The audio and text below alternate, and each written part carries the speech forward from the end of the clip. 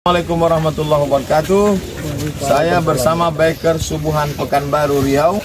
Bagi yang sudah bergabung istiqomah, bagi yang belum segera bergabung. Kiamat sudah dekat. Berkah selalu, sukses. Assalamualaikum warahmatullahi wabarakatuh.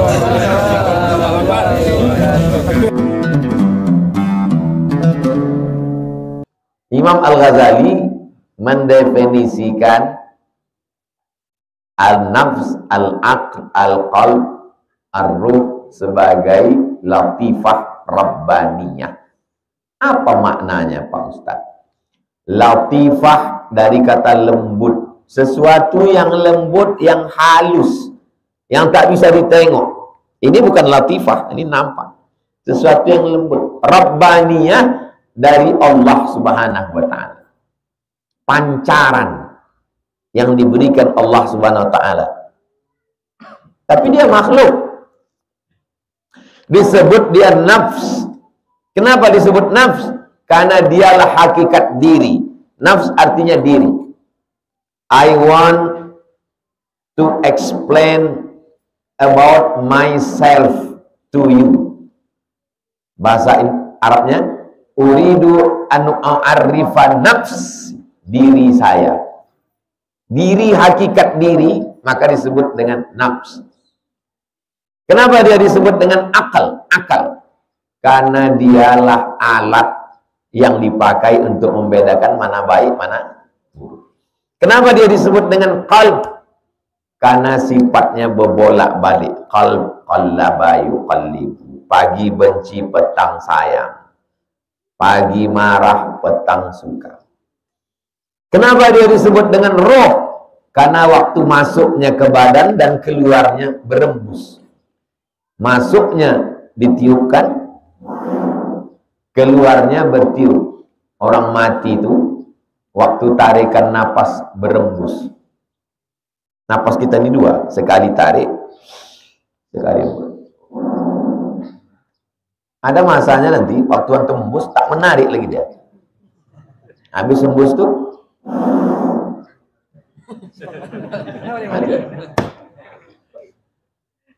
antum sekarang belum bisa menangkap yang saya cakapkan itu.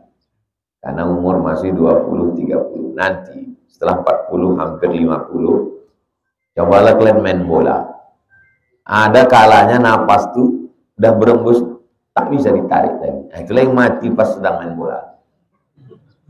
Waktu naik kami ke Jabal Nur pas umroh, naik.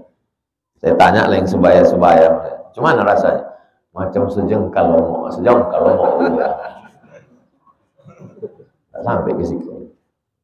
Pendek napas itu. Maka banyak orang meninggal sedang treadmill, sedang maraton, sedang main bola. Jangan gara-gara ini antum tak olahraga. Jadi kita jogging pagi ini tak usah mati aja gitu. Disebut dia latifah karena dia sesuatu yang halus. Disebut dia rabbaniyah karena dia pemberian dari Allah Subhanahu wa ta'ala.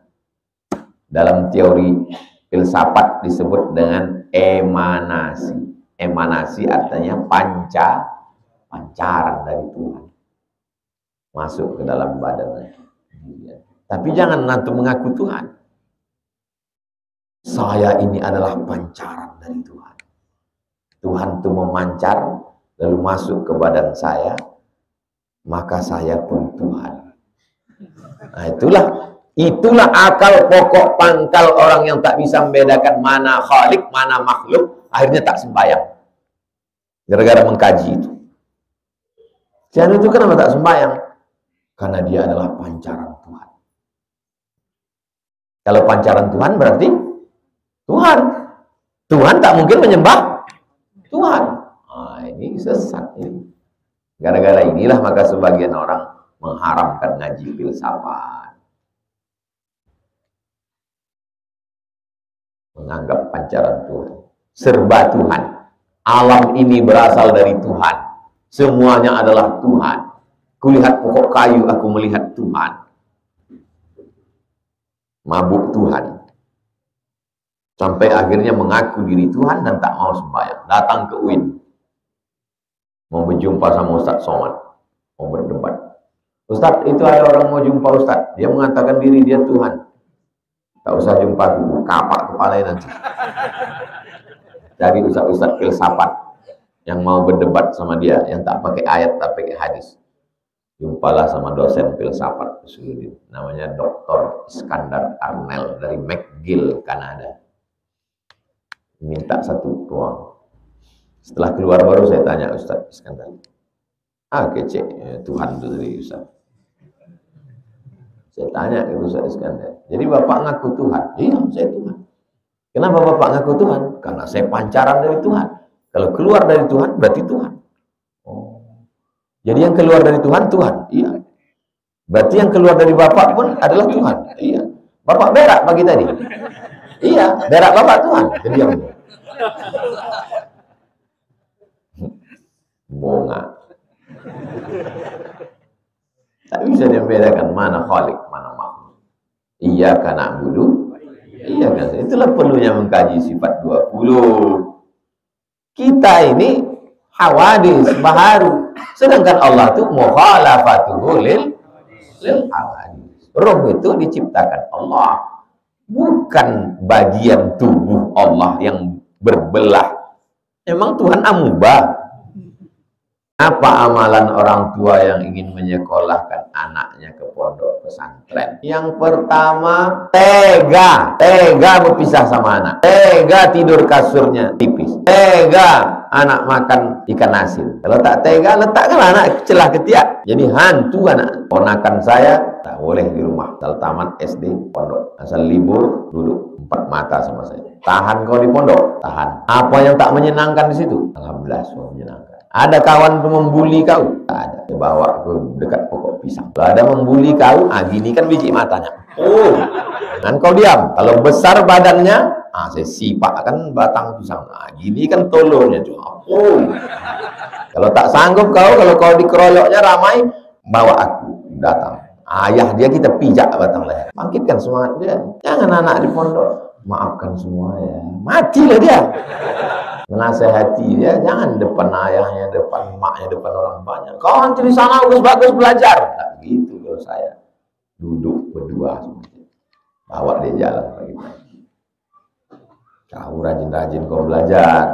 Aku dulu 4 tahun aku di Mesir tak balik-balik. Kirim nenek. Kau baru 6 bulan. Itu.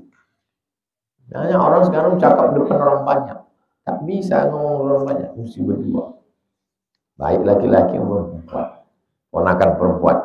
Kau bagus di pondok, jilbab panjang kau di situ, ngapal Quran kau di situ, belajar kau di situ. Kau di rumah aku tak sanggup mengawal kamu. Nanti kalau udah selesai kau pondok, kau kuliah, udah kuat kau nanti jadi orang, begitu pula lah kau buat ke anak-anak kau nanti. Itu nanti kan akan menjadi orang tua, akan punya anak. Tega, setelah itu doakan dia tiap malam.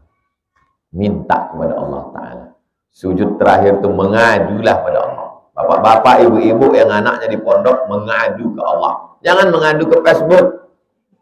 Ini posting fotonya, rindunya.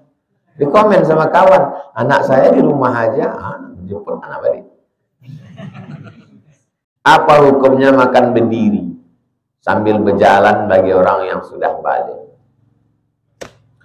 Waktu saya mencicip buah tin di rumah Ustadz Kiai Haji Husnul Amal, di depan rumahnya ada buah tin di Bekasi. Saya ambil buah tin itu karena tak ada kursi, makan saya berdiri. Di upload, di komen orang. Makan berdiri. Saya tuliskan hadis tentang salaf makan berdiri. Ada riwayat salaf makan berdiri. Makan berdiri itu tidak haram, tapi tidak beradab. Saya kalau ada kursi, ada tempat duduk saya, karena tak ada tempat duduk. Itu pun pengecualian. Tapi alhamdulillah sempat kita menjelaskan. Yang terlanjur mengejek karena dia berarti dia tidak klarifikasi. Intinya makan berdiri itu kurang adab. Yang bagusnya duduk.